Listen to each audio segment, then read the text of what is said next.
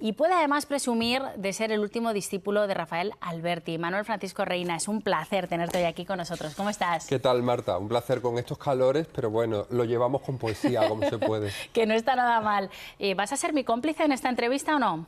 Claro, como las islas. Eso es. Vamos a hablar de una edición muy especial de esta obra maravillosa, Las Islas Cómplices. Una edición que solo ojeando te das cuenta de que es muy especial, muy personal. ¿Por qué?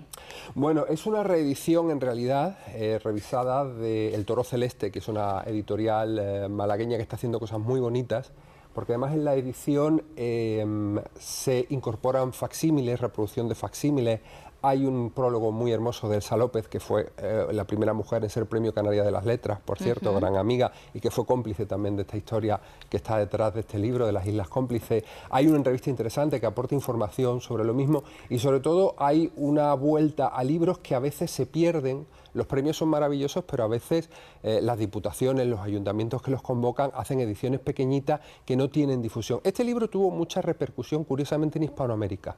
Fue un libro de poemas que a mí me abrió las puertas de Hispanoamérica y me dijeron uno de los piropos más hermosos que me han echado en toda mi carrera, que es que yo no era un poeta español, yo era un poeta suyo, era un poeta hispanoamericano. Qué bonito. Y yo que he bebido tanto del 27 como de los grandes autores hispanoamericanos, desde Neruda, Gabriela Mistral, Alfonsina Storni, Juana de Ibárburu, todas las grandes poetas, sobre todo mujeres hispanoamericanas, pues para mí fue una enorme satisfacción y por esos azares este libro en la primera edición, que fue Premio Bahía de Algeciras de Poesía, de la Fundación José Luis Cano, llegó a toda esa zona de México, Cuba, las Antillas, donde precisamente transcurre y me dio muchísimas satisfacciones con los hermanos hispanoamericanos. Manuel Francisco, vamos a ver, este libro de poemas oculta una historia apasionante de amor.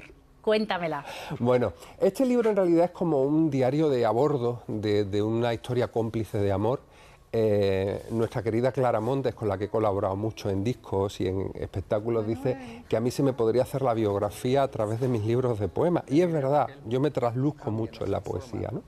Entonces, efectivamente, esto es un diario de un poeta enamorado, jugando con el diario de un poeta recién casado, de Juan Ramón Jiménez, y es un libro que se escribe en un momento de intensidad amorosa, en un viaje que se hace por las Antillas Menores, en uno que hacía la Fundación Mafre, y además fue un viaje muy loco en el que iba desde García Berlanga, por ejemplo, a Mingote, a Maxi, el caricaturista, pero yo iba enamorado de alguien que fue muy importante en mi vida, primero por admiración, fue alguien a quien yo conocía y leía antes de, y luego la vida te pone en lugares donde tú mismo saltas por tus propias convenciones, por tus propios prejuicios, que fue Antonio Gala, que fue alguien muy importante en mi carrera y en mi biografía, en mi vida. Y este es un libro que se escribe al hilo de un viaje que hice con Antonio Gala por esas Antillas Menores. De hecho, una de las incorporaciones del libro son unos poemas que Antonio me dedica a mí, porque íbamos los dos escribiendo poemas eso, ¿no? Durante ese viaje. Fue una especie de polinización cruzada.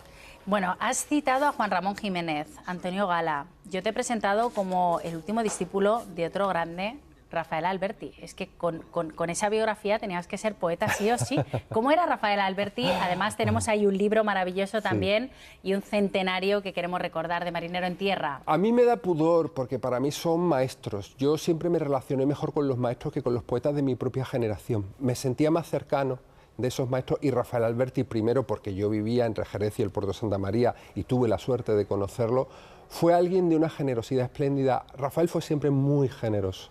Muy generoso y sobre todo con la gente joven. ¿Qué secretos compartía contigo? ¿Cómo eran las distancias cortas? Secretos. Realmente él no era un hombre de secretos, aunque se llevó muchos secretos. Yo ahora lo hablo con su mujer, con María Asunción Mateo.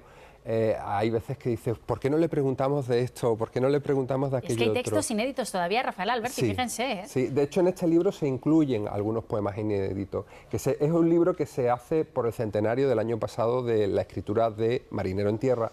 Y además en la edición se ha querido unir, o quisimos unir, la catedrática Remedios Sánchez y yo, que es la que hace el estudio preliminar y yo hago las notas críticas, el primer y el último libro de Rafael, porque tienen muchas cosas en común. Hay 27 poemas, el 27 es un número mágico, también de esa generación del 27 que tenemos el aniversario a la vuelta de la esquina, ¿no?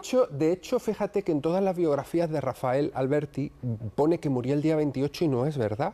murió el día 27 de octubre. Como Vicente Aleixandre, que también estaba mal la fecha de la muerte. Efectivamente, en todos los sitios pone que murió el 28 de octubre y él muere el 27 de octubre. Se certifica su muerte pasada las 12 del 28, pero él murió el 27. El 27 fue un número mágico para toda esa generación y en el caso de Rafael también, ¿no? Pero Rafael, sobre todo, más que secretos, era una persona muy dialogante, era una persona que compartía sus vivencias. Entonces, claro, primero estar con él era estar con alguien que tú habías estudiado en los libros, que era como yo un los disparate. primeros poemas que he leído en mi vida, Marinero en tierra. Claro, si mi voz muriera en tierra, ¿no? Llevarla a nivel Una del mar. preciosidad, por favor. Claro, pero es que además, cuando él hablaba de García Lorca, hablaba de su amigo Federico. Cuando él hablaba de Picasso, hablaba de su amigo Pablo, con el que él pintaba. Hay fotos, yo he visto en su casa fotos pintando con Pablo Picasso. No está mal tener esas amistades, claro, ¿no? Cuando maravilla. él hablaba de Pablo Neruda, era su amigo Pablo. Delia del Carril, María Teresa León, es decir, de toda esa gente que para nosotros ya forma parte de una iconografía casi mitológica de la cultura española. Sin duda. Pero claro, para él su vivencia de García Lorca o de María Teresa León era una vivencia biográfica, personal, ¿no? Y ya de forma muy breve, que nos quedamos sin tiempo, mira que me da rabia, pero esto es así. ¿Cómo ves la poesía hoy? Porque yo te he escuchado en alguna entrevista algo que es muy sensato. No todo lo que leemos es poesía, está de moda, hay un nuevo renacer, pero ojo, no todo es poesía, ¿no? Bueno, yo creo que la pandemia nos hizo darnos cuenta de que necesitábamos la palabra, el consuelo de la palabra y de la palabra poética. Yo creo que nunca se han abierto más canales, más redes de poesía que cuando la pandemia. Lo que pasa es que también es verdad que de pronto hay mucha gente que cree que cualquier cosa que escribe es poesía.